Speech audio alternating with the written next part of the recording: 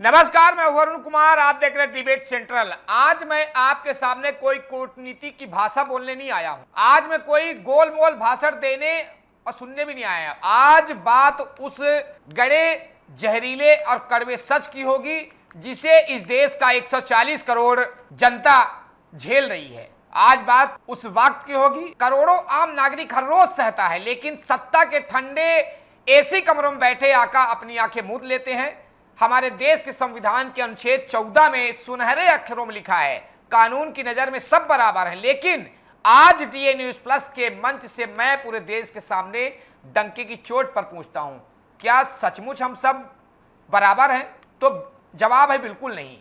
अगर बराबर होते तो एक आम आदमी जब थाने की चौखट पर जाता है तो उसे धक्के मारकर भगा क्यों दिया जाता है? अगर बराबर होते तो किसी रसूखदार, किसी नेता के बेटे, किसी बड़े उद्योगपति का नाम आते ही पुलिस की खाकी के हाथ पांव फूलने क्यों लगते हैं, कांपने क्यों लगते हैं? अगर बराबर होते तो एक आम नागरिक का चालान कटने में 30 सेकंड लगते हैं और रसूखदार पर एफआईआर दर्ज होने में 30 दिन क्यों बीत जाते हैं?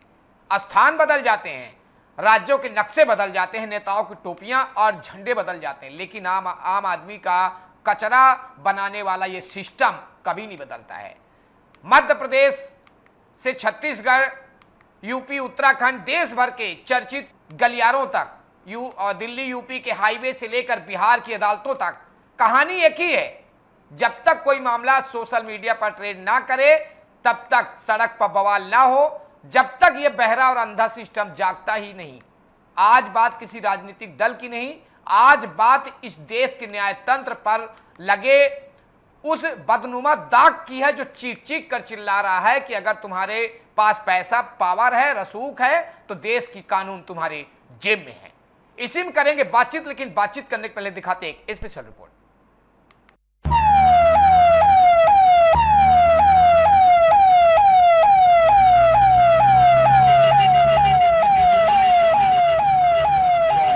जरा अपनी आंखें खोलकर सिस्टम का दोहरा चरित्र देखिए।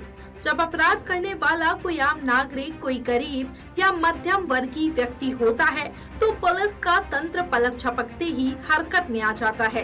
रात के 2 बजे घर के दरवाजे तोड़े जाते हैं, हथकड़ियां पहनाई जाती है, मीडिया के सामने परेड कराई जाती है और कोर्ट का फैसला आने से पहले ही उसे समाज की नजरों में गुनहगार साबित कर दिया जाता है। लेकिन जैसे ही किसी मामले में कोई वीआईपी, कोई रसूखदार या सत्ता की हनक रखने वाला नाम सामने आता है, अचानक पूरा का पूरा सरकारी महकमा बचाव मोड में आ जाता है। पुलिस की चाल अचानक चींटी की रफ्तार बन जाती है। सबूत जुटाने के नाम पर महीनों सालों फाइलें दबा कर रखी जाती है। ऐसी कमजोर धाराएं लगाई जाती है जिससे उस रसूखदार को कोर्ट से आधे घंटे में जमानत मिल जाए और अगर गलती से गिरफ्तारी हो भी जाए तो जेल की फर्श पर सोने के बजाय वो रसूखदार अस्पताल के वीआईपी वार्ड में एसी की हवा खा रहा होता है। क्या इसे आप लोकतंत्र कहेंगे? यह लोकतंत्र नहीं, रसूख तंत्र है। आज इस देश की जेलों में सड़ने वाला 70 से 80% कैदी गरीब और लाचार है, क्योंकि उसके पास महंगे वकीलों की फौज खड़ी करने की औकात नहीं है। और दूसरी तरफ बड़े बड़े घोटालेबाज, गुंडे और रसूखदार खुलेआम छाती तान कर घूमते हैं, क्योंकि उनके पास साकाओं की सिफारिश का सुरक्षा कवच है। न्याय में देरी न्याय न मिलने के बराबर है। लेकिन हमारे देश में आम आदमी के लिए तो सिर्फ तारीख पर तारीख का चक्कर चलता है। वह न्याय पाने की उम्मीद में अपनी पूरी जवानी और गाढ़ी कमाई अदालतों के चक्कर काटने में गवा देता है और अंत में उसकी पीढ़ियां भी थक जाती हैं। लेकिन जब मामला किसी खास का हो तो रात के 12 बजे भी अदालत के दरवाजे खुल जाते हैं और सुनवाई हो जाती है। यह दोहरापन इस देश के संविधान की आत्मा पर सबसे बड़ा हमला है। मैं सत्ता के गलियारों में बैठे हुक्मरानों से सीधा सवाल पूछती हूँ, जब चुनाव आते हैं तो आप चिल्ला चिल्ला कर कहते हैं कि कानून सबके लिए बराबर है, तो फिर जनता के दिल में यह डर और गुस्सा क्यों बैठा हुआ है कि बिना पैसे और सिफारिश के थाने में सुनवाई नहीं होती? क्या पुलिस सुधारों की फाइलों को सिर्फ इसलिए अलमारियों में बंद करके रखा जाता है ताकि खाकी हमेशा नेताओं की गुलाम बनी रहे? क्या इसलिए पुलिस को स्वतंत्र नहीं किया जाता ताकि जब कोई रसूखदार फंसे तो एक फोन कॉल पर जांच का रुख मोड़ा जा सके? और विपक्ष में बैठे लोग भी दूध के धुले नहीं हैं। जब आप सत्ता में होते हैं तो वीआईपी कल्चर का मजा आप भी लेते हैं। जब आपका अपना कोई नेता फंसता है तो आप लोकतंत्र खतरे में है का राग अलापने लगते हैं, और जब सामने वाला फंसे तो राजनीति चमकाते हैं।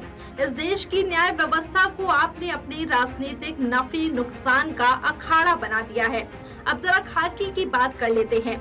वर्दी पर लगे वो कड़क सितारे संविधान की रक्षा के लिए दिए गए थे या सत्ता में बैठे आकाओं के सामने सर झुकाने के लिए? जब एक आम गरीब थाने आता है तो उससे बदतमीजी की जाती है, उसे दुत्कारा जाता है। लेकिन जब कोई रसूखदार या उसका चमचा थाने के अंदर कदम रखता है तो साहब अपनी कुर्सी छोड़कर कड़क चाय की फरमाइश करने लगते हैं। हाई प्रोफाइल मामलों में सबूत रातों रात गायब कैसे हो जाते हैं? गवाह अचानक रास्ते में अपने बयान से कैसे मुकर जाते हैं? क्या किसी थानेदार में इतनी हिम्मत बची है कि वह बिना ऊपर के इशारे के किसी सत्ताधारी गुंडे की गर्दन पर हाथ डाल सके? सच्चाई यह है कि आज खाकी का डर अपराधियों में कम और आम जनता में ज्यादा हो गया है। जनता को लगने लगा है कि कानून का चाबुक सिर्फ उनकी पतली गर्दन पर चलाने के लिए बना है। इस देश का आम नागरिक आज सवाल पूछ रहा है कि आखिर कब तक उसे 2 दर्जे की नागरिकता का एहसास कराया जाएगा। जब टैक्स देने की बात आती है तो नियम आम आदमी के लिए सबसे कड़े होते हैं। जब संविधान के पालन की बात आती है तो पाबंदियां आम आदमी पर ठोकी जाती है। लेकिन जब अधिकार और सुरक्षा की बात आती है तो रसूखदार बाजी मार ले जाते हैं। यह खाई जितनी चौड़ी होगी लोकतंत्र उतना ही खोखला होगा। यह लड़ाई किसी सरकार या किसी पार्टी के खिलाफ नहीं है, यह लड़ाई उस रसूखदार मानसिकता के खिलाफ है जिसने हमारे पूरे तंत्र को घुन की तरह चाट लिया है। यह देश 140 करोड़ आम नागरिकों के पसीने से चलता है, किसी की सिफारिश से नहीं। एक पुराना सिद्धांत कहता है न्याय सिर्फ होना ही नहीं चाहिए, न्याय होता हुआ दिखना भी चाहिए। जिस दिन इस देश के आखिरी छोर पर खड़े गरीब आदमी का कानून, पुलिस और अदालत से भरोसा उठ गया, उस दिन लोकतंत्र सिर्फ कागजों में लिखा एक खोखला शब्द बनकर रह जाएगा। जनता का यह गुस्सा जब फूटता है तो बड़े बड़े रसूखदारों के सिंहासन डोल जाते हैं। जब तक हर थाने में गरीब की बात उसी सम्मान और संजीदगी से नहीं सुनी जाएगी जैसे किसी मंत्री की सुनी जाती है, तब तक डीए न्यूज प्लस की आवाज बंद नहीं होगी। हम सवाल पूछेंगे, हम कटघरे में खड़ा करेंगे और हम इस सिस्टम के दोहरे चरित्र को बेनकाब करते रहेंगे। तो संविधान एक है लेकिन वीआईपी कल्चर लगातार उस संविधान पर भी हावी होता नजर आ रहा है। गरीब आदमी को न्याय पाने के लिए चप्पलें घिस जाती है, ठोकरें मिलती है, डेट पर डेट, तारीख पर तारीख तय होती है, लेकिन एक रसूखदार के एक फोन से काम होता है। इसी पर हम करेंगे बातचीत करने के लिए हमारे साथ बीजेपी से इंद्र शरण सिंह चौहान जी हैं। सर, आपका बहुत बहुत स्वागत है। कानिका भारद्वाज जी हैं, सुप्रीम कोर्ट से एडवोकेट, मैडम आपका भी बहुत बहुत स्वागत है। बालेश्वर प्रसाद जी हैं, पूर्व डीएसपी हैं, बिहार झारखंड के स्टेट हेड हैं हमारे, आपका भी सर बहुत बहुत स्वागत है। इंद्र शरण जी, सरकार कहती है कानून सबके लिए बराबर है, अगर ऐसा है तो आम आदमी के मन में यह धारणा बार बार क्यों बनती है कि प्रभावशाली लोगों के मामले में कानून की रफ्तार अलग दिखती है? क्या आपकी सरकार वीआईपी संस्कृति खत्म करने के लिए कोई ठोस रोड मैप तैयार कर रही है? इंद्र शरण जी, आपकी आवाज नहीं आ रही, शायद एक माइक म्यूट है, उसको अनम्यूट कर लेंगे तो आवाज आएगी। तो लगातार जी बोले। जी हाँ, बराबर आ रही, बोलिए।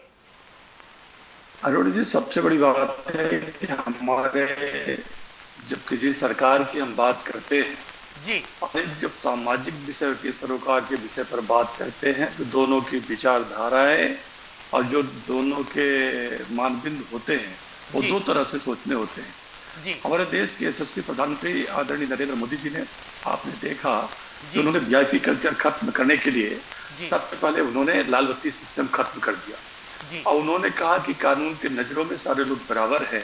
बहुत सारे लोगों को अफसोस भी हुआ, लेकिन उनका यह बड़प्पन रहा कि उन्होंने देखा कि आम जनमानस और सत्ताधीश अलग अलग ना दिखे, दोनों बराबर दिखे। उस बराबरी को लाने के लिए उन्होंने ठोस कदम उठाया। लेकिन जब हम बात करते हैं एक अलगाव की, जब हम बात करते हैं एक विभाजक रेखा की, और जब हम बात करते हैं वीआईपी कल्चर की, तो आप पाते हैं कि हमारे जो एशिया महाद्वीप की मैं बात करता हूँ, केवल भारत की नहीं, ठीक है ना, तो एशिया महाद्वीप के हमारे कल्चर में है कि हम अपने मन से, जो हमारे देश का नागरिक है वह ही वीआईपी तय करता है और गैर वीआईपी तय करता है। आप देखिए कि एक सामान्य आदमी अगर वह किसी एक विशिष्ट, जो लगातार किसी ओहदे के घरानों में रहा हो, ओहदे में रहा हो, पदों में रहा हो, चाहे वो पूर्व काल के पद रहे हो, राजवंश के रहे हो या राजनीतिक पद रहे हो, जनता के ऐसे निर्वाचित पदों पर, चाहे वो हो या ना हो, उसके मन में एक स्वाभाविक सम्मान खड़ा होता है जिसे हम वीआईपी कहते हैं। उसे सम्मान की नजरों से देखें। लेकिन यह घातक तब हो जाता है जब हम किसी न्याय के दरवाजे पर पहुंचते हैं और जब हम न्याय के चौखट पर पहुंचते हैं और जब वही जो सम्मान हमारे मनों में रहता है उसे वीआईपी मान करके ट्रीट किया जाता है और गैर वीआईपी मानकर ट्रीट किया जाता है, यह दुखद होता है।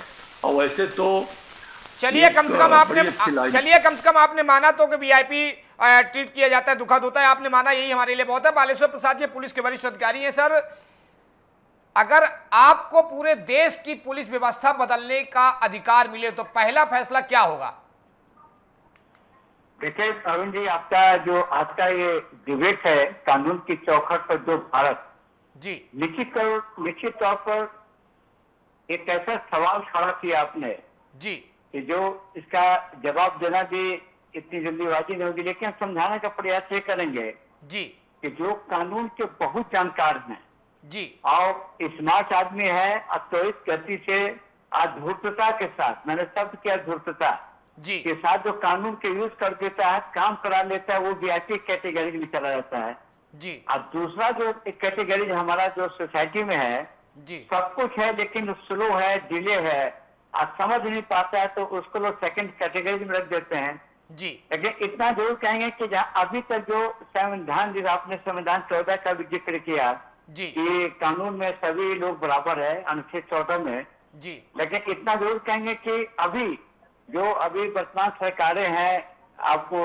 एनडीए सरकार ले चलते 22 राज्यों में सरकार है जी लेकिन यहाँ तक कोशिश की जा रही है कि जो आपका कंटेंट सब्जेक्ट है जी उसको क्लियर किया जाए जी और जहाँ तक एक आपने मुद्दा बनाया है कि कोर्ट में रसूखदारों के लिए रात में भी स्पेशली कोर्ट खुल जाता है जी और आप ऐसी बात नहीं है, कोर्ट में हमारी मैडम भी है, आपको सीनियर से कोर्ट के भी वकील साहब हैं, आपको 24 घंटा कोर्ट खुला रहता है। ये तो वही मैंने कहा कि जो चालाकी से कानून को नहीं, डीएसपी साहब दरअसल यहाँ पे बात यह है कि गरीब आदमी के पास बस का किराया नहीं होता है तो सुप्रीम कोर्ट क्या पहुंचेगा, और एक वीआईपी है तो रातों रात कर सकता है। ये समानता को हम एक बराबर करने के लिए हम ये डिबेट ले रहे हैं। बहरहाल हमारे पास सुप्रीम कोर्ट से एडवोकेट है कनका भारद्वाज जी। कनका मैम, अनुच्छेद 14 कहता है कि कानून सबके लिए एक समान है। इस सिद्धांत को व्यवहार में और मजबूत करने के लिए सबसे सुधार क्या है? क्या कानून में कमी है या उसमें क्रियान्वयन करने में?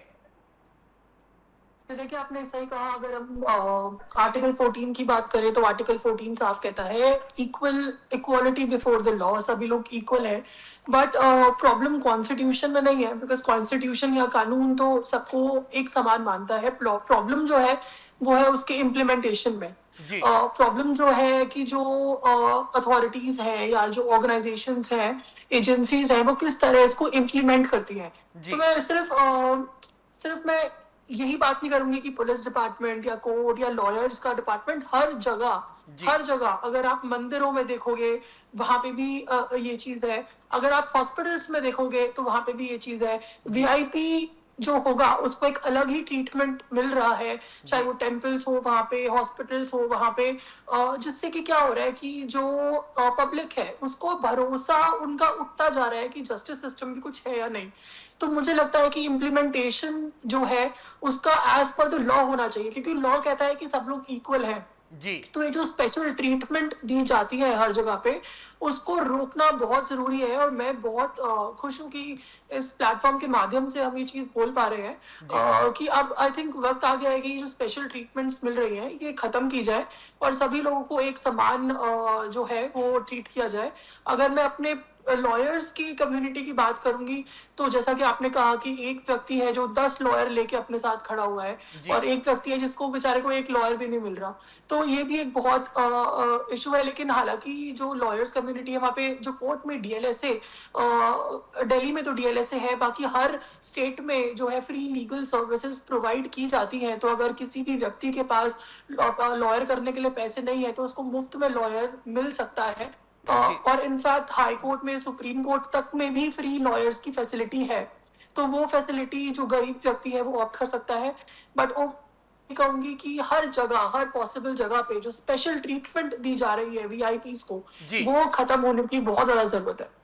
चलिए डीएसपी साहब, आपने सुन लिया, आप कनिका मैम का ही सहारा लेके और वो बता रहे थे। बहरहाल इंद्र शरण जी, आप बीजेपी के वरिष्ठ नेता है, मुझे उम्मीद है कि आप खरी खरी जवाब देते हैं, इसलिए मुझे आपसे ज्यादा भरोसा है, क्योंकि आप सच बोलेंगे। आज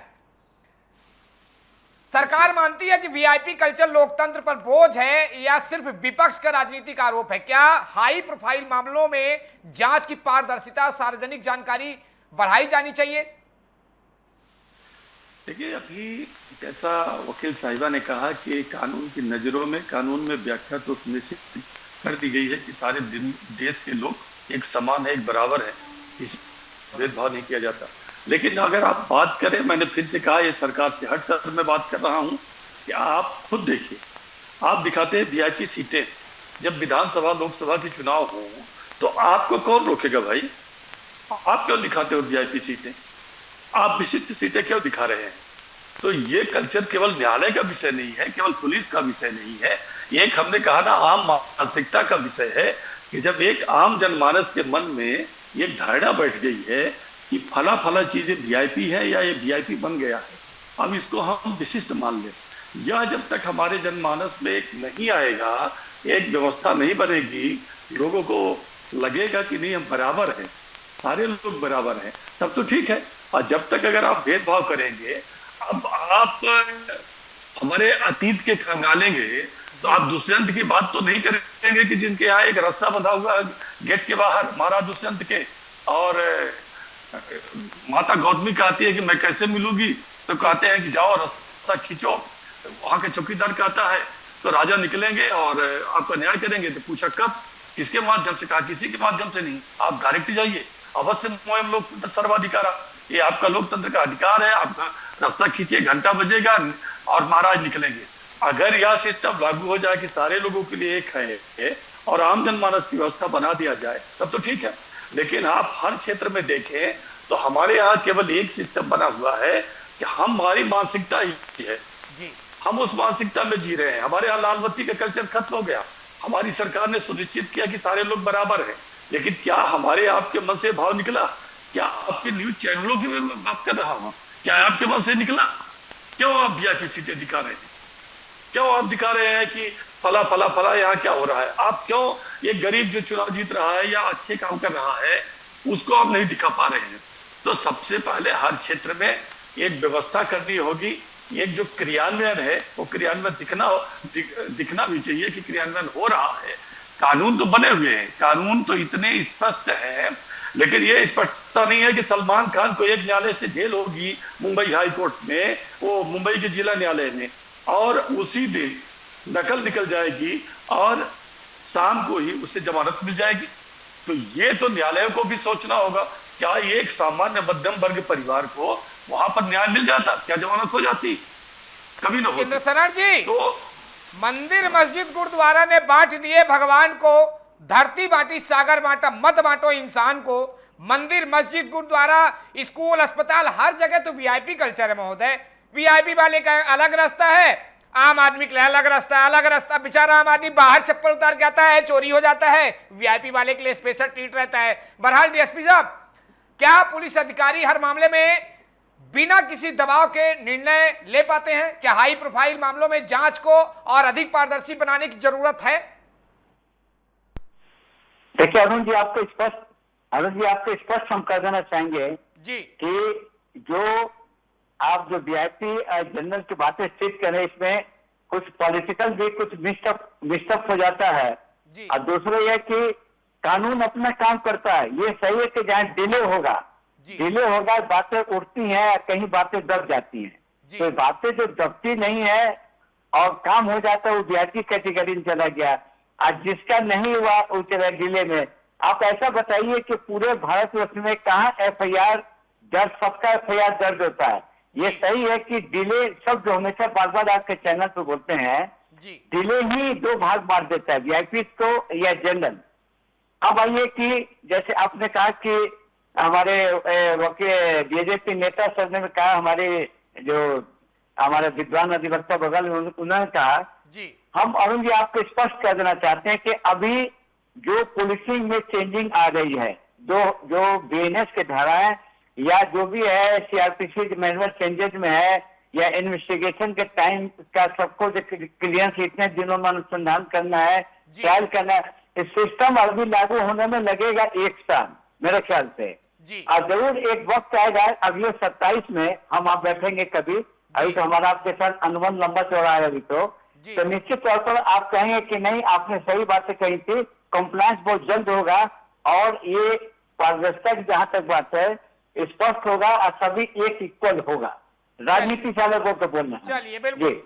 कनिका मैम, क्या न्याय सिर्फ होना काफी है या न्याय होता हुआ दिखना भी उतना ही जरूरी है? क्या पुलिस सुधारों के बिना संविधान की समानता की भावना पूरी तरह लागू हो सकती है?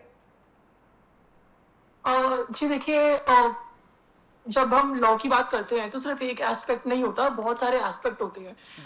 अगर कोई भी व्यक्ति है, अगर सबसे पहले उसको कोई प्रॉब्लम हुई या उसका कोई लीगल राइट, कोई लीगल चीज उसके ऊपर ऐसी हुई, तो सबसे पहले वो कहाँ से स्टार्ट करेगा? वो स्टार्ट करेगा पुलिस स्टेशन से। तो ऑब्वियसली बात है कि जो पुलिस ऑफिसर्स हैं जो अभी हैं, उनको ऑब्वियसली बात है कि थोड़ा सा अलाइन होना बहुत जरूरी है।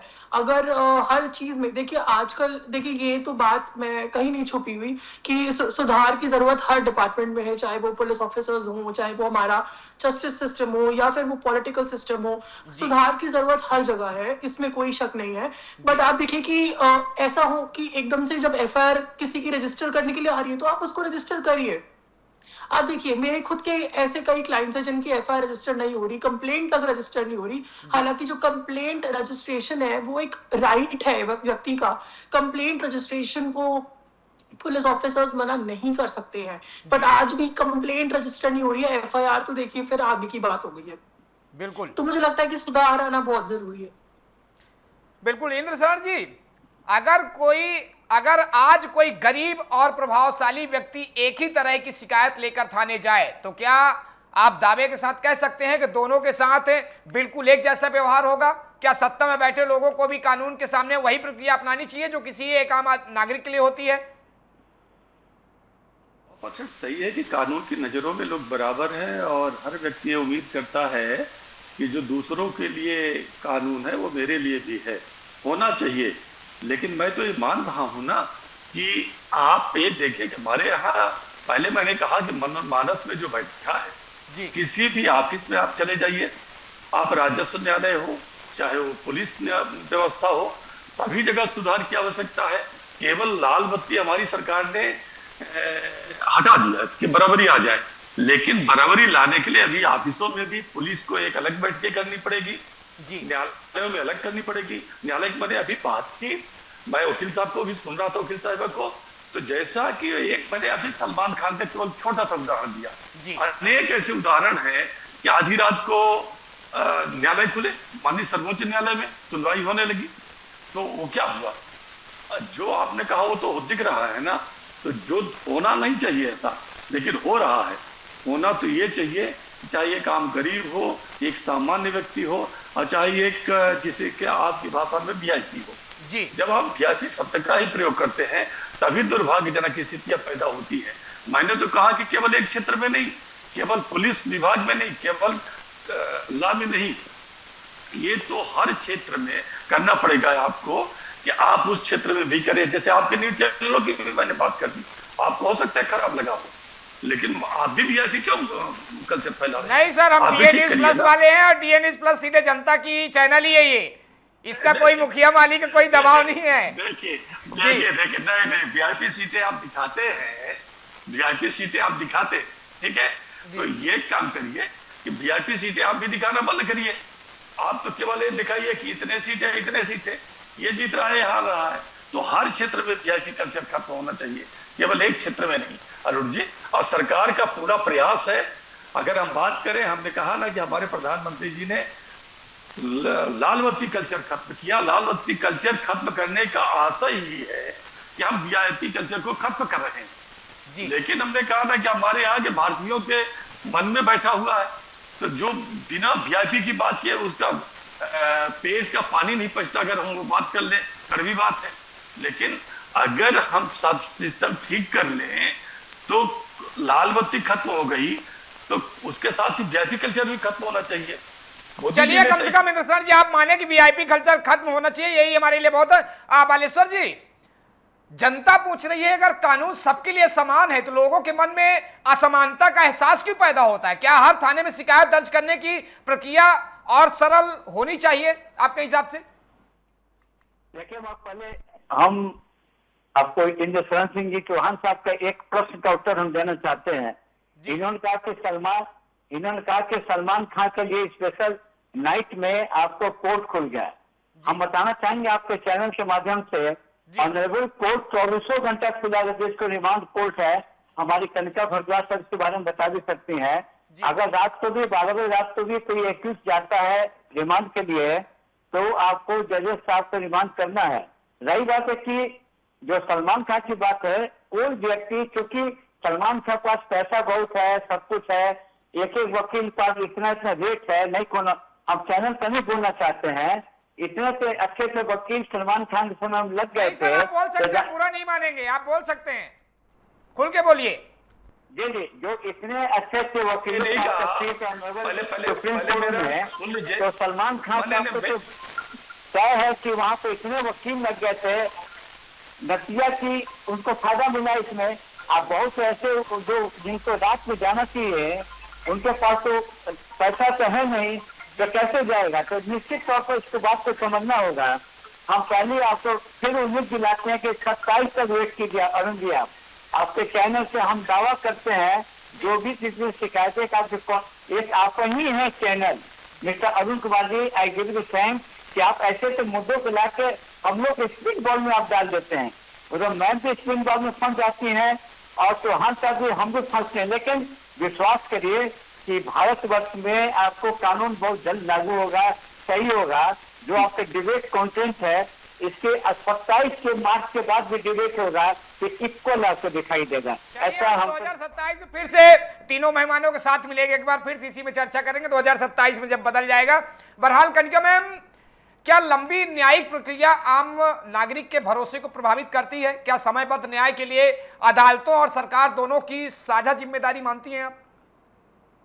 जी, डेफिनेटली जिम्मेदारी है, पर देखिए जब केसेस की बात होती है तो हर केस अलग होता है।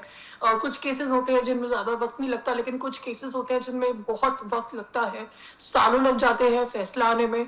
अब जैसे कि हमारे कोर्ट में खैर क्रिमिनल केस की अगर हम बात करें तो फास्ट ट्रैक कोर्ट है, और अगर हम सीरियस केसेस जैसे कि रेप हो गया, मर्डर हो गया, ऐसे केसेस की बात करते हैं तो उसके लिए फास्ट ट्रैक कोर्ट बने हुए हैं। बहुत ही फास्ट प्रक्रिया की जाने लगी है। कम से कम एक एफर्ट तो आया है जब से निर्भया का कांड हुआ है, निर्भया इंसिडेंट हुआ है, उसके बाद से कम एफर्ट तो दिए जा रहे हैं कि जो प्रोसेस है ऐसे केसेस वो फास्ट ट्रैक चले।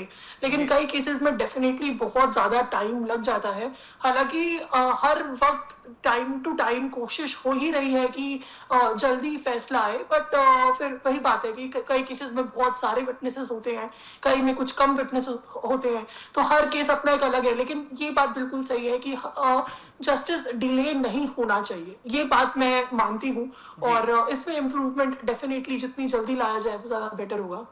जी चौहान साहब, क्या अब यहाँ पे जो इस समय है, समय इज ऑफ गेटिंग जस्टिस का नहीं आ गया है? आपको क्या लगता है, क्या आज आप लाइव टीवी पर कहेंगे कि कानून से बड़ा कोई नहीं है, ना नेता, ना उद्योगपति, ना अधिकारी, इसके बावजूद भी कार्रवाई दोहरे मापदंड की जाती है देश भर में?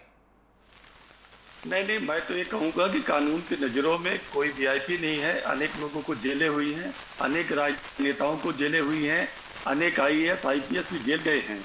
और मैं एक स्पष्ट कर दूं कि मैंने सलमान खान का जो परिप्रेक्ष्य लिया, मैंने ये नहीं कहा कि सलमान खान के लिए रात को न्यायालय खुली। उसके लिए मैंने माननीय सर्वोच्च न्यायालय की बात की थी, जिसमें अफजाल गुरु वगैरह बनते, उसमें किसी के लिए था, ठीक है। मैंने तो केवल इतना कहा कि उसी दिन सलमान खान जी को निचली अदालत से जेल हुई और लगभग आदेश जो हुआ होगा, जो समाचारों में आया टीवी चैनल में, वो लगभग 4 बजे 4:30 बजे के बाद आया, लेकिन फिर उनको जमानत मिल गई जी। कहां से? हाई कोर्ट से, मुंबई हाई कोर्ट से। मैंने ये कहा है, मैंने ये नहीं कहा कि उनके लिए न्यायालय खुली। हाँ, मैं ये न्याय की सुंदरता भी कहूंगा, कानून की विशिष्टता भी कहूंगा कि सलमान खान को सजा भी हुई है। मैं ये नहीं कहूंगा कि वहां पर जब सुनवाई के दौरान कोई भेदभाव हुआ, लेकिन उसका फायदा तो इनको मिला ना। और मैं ये कहूंगा कि हमारे देश में हमारी सरकार ने वीआईपी कल्चर खत्म करने के लिए ठोस कदम उठाया। जब लाल बत्ती खत्म हुई तो यही करने के लिए है कि आप कोई वीआईपी नहीं हो, कानून की नजरों में सब बराबर हो। इसलिए हमारे देश में अभी भी मैं मानता हूं कि सब बराबर हैं, लेकिन अगर कहीं अलगाव दिख रहा है, विभाजक रेखाएं हैं, तो वह जो सामने वाला क्रियान्वयन करने वाला है उसकी मानसिकता पर तय करता है कि आप कितना उसको, किसी को वीआईपी का दर्जा देते हैं और किसी को सामान्य मानते हैं। दर्जा देना नहीं पड़ता है साहब, जहां भी जाएंगे उनका अलग ही रुतबा रोल रहता है।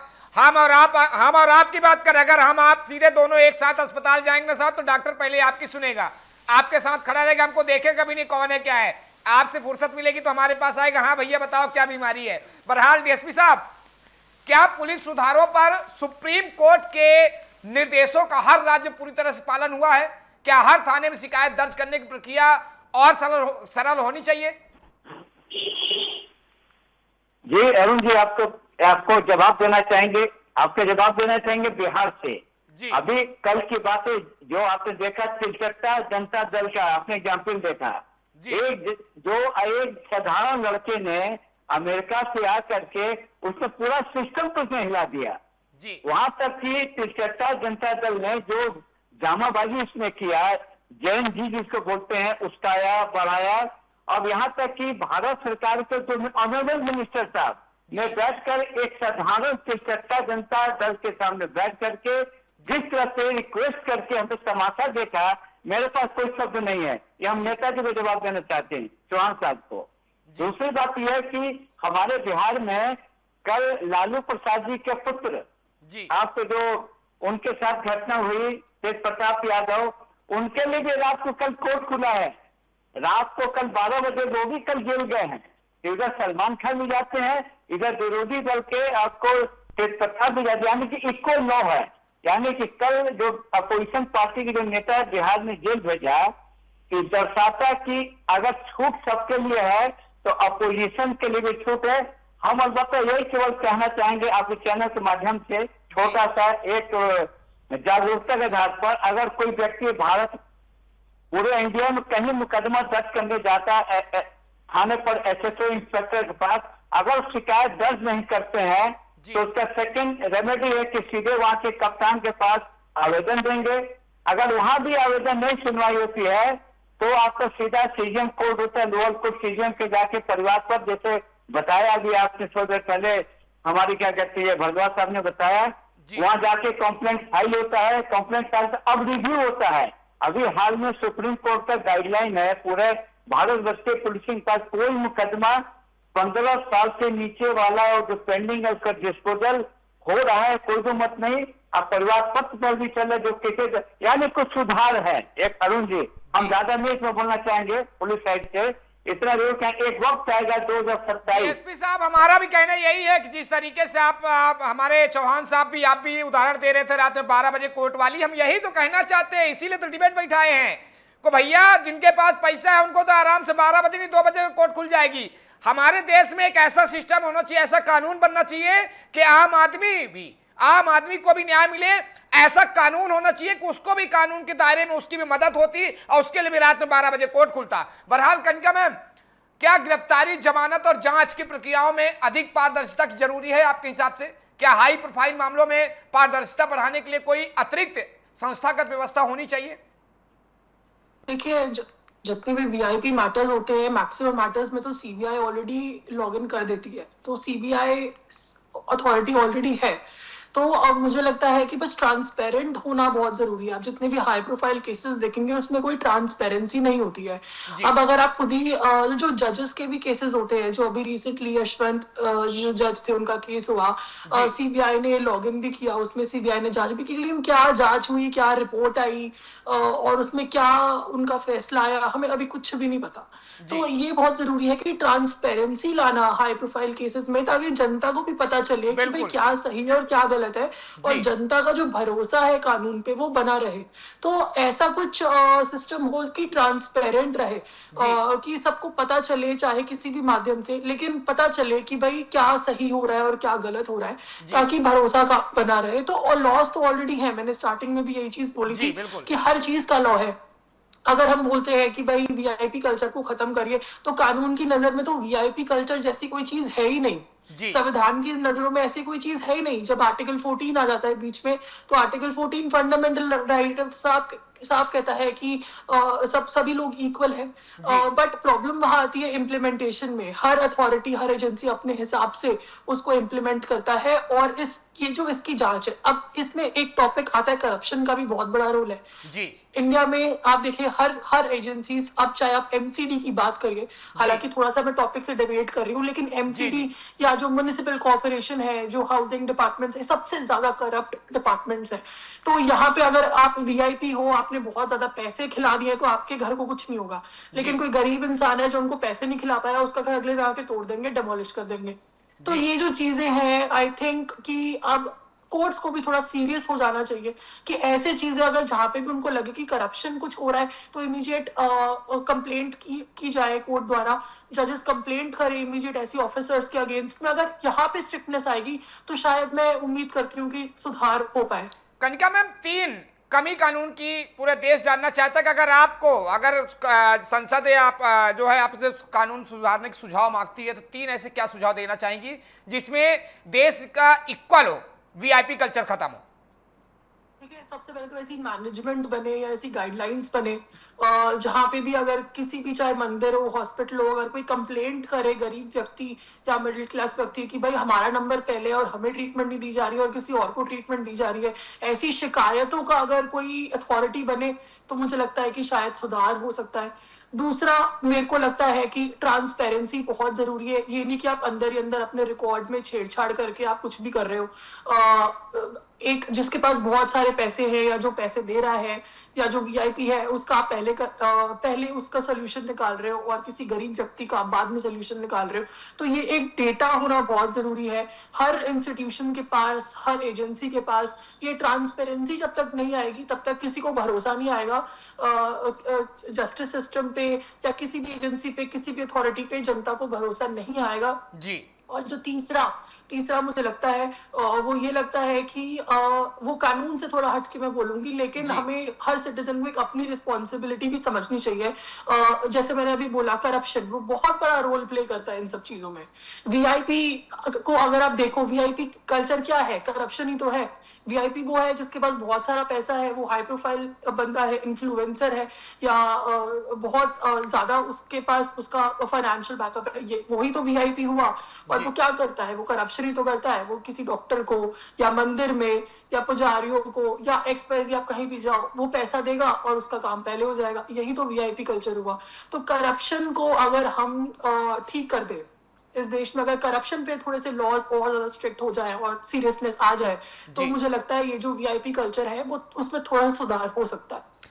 चलिए, तो आज की बहस में आरोप भी लगे, जवाब भी आए, तर्क भी रखे गए और सवाल भी उठे, लेकिन इस पूरी बहस का सबसे बड़ा निष्कर्ष शायद यही है कि भारत का संविधान सभी नागरिकों के लिए समानता का अधिकार देता है। अब चुनौती यह है कि उस समानता का हर अनुभव हर नागरिक तक समान रूप से कैसे पहुंचे। तो पहले तो सभी तीनों मेहमानों का बहुत बहुत शुक्रिया मुझसे जुड़ने के लिए। तो आज देश का आम नागरिक यही पूछ रहा है, क्या कानून का डर सिर्फ कमजोर के लिए है या ताकतवर भी उसी कानून के सामने उतना ही जवाबदेह है? क्या न्याय सिर्फ अदालत के फैसले से तय होगा या जनता का भरोसा भी उतना ही महत्वपूर्ण है? क्या वीआईपी संस्कृति की कोई जगह लोकतंत्र में होनी चाहिए या लोकतंत्र की असली ताकत यही है कि कानून के सामने हर नागरिक बराबर खड़ा हो? यह सवाल किसी एक सरकार का नहीं है, किसी एक विपक्ष का नहीं है, किसी एक पुलिस अधिकारी का या किसी एक अदालत का भी नहीं है। यह सवाल पूरे लोकतांत्रिक तंत्र का है, क्योंकि जब जनता का भरोसा मजबूत होता है तभी लोकतंत्र मजबूत होता है। और जब जनता के मन में यह सवाल उठने लगे कि क्या कानून सबके लिए समान है, तो उस सवाल का जवाब सिर्फ बहस से नहीं, नीतियों, सुधारों, पारदर्शिता और जवाबदेही से देना होगा। हम उम्मीद करते हैं कि व्यवस्था की हर संस्था, सरकार, पुलिस और जांच एजेंसियां, न्यायपालिका और राजनीतिक दल अपने अपने दायित्वों को और अधिक मजबूती से निभाएंगे, ताकि संविधान की भावना जमीन पर भी उतनी ही स्पष्ट दिखाई दे जितनी किताबों में लिखी है। हमारा मकसद किसी को कटघरे में खड़ा करना नहीं, बल्कि उन सवालों को सामने रखना है जो देश का नागरिक पूछ रहा है, क्योंकि लोकतंत्र में सवाल पूछना अधिकार है और जवाब देना जिम्मेदारी। इसी उम्मीद के साथ कि कानून पर भरोसा और मजबूत होगा, न्याय की प्रक्रिया पारदर्शिता बनेगी और समानता का संवैधानिक वादा हर नागरिक के जीवन में महसूस होगा। तो डिबेट सेंटर में यहीं तक। आप देखते रहिए DA न्यूज़ प्लस। नमस्कार।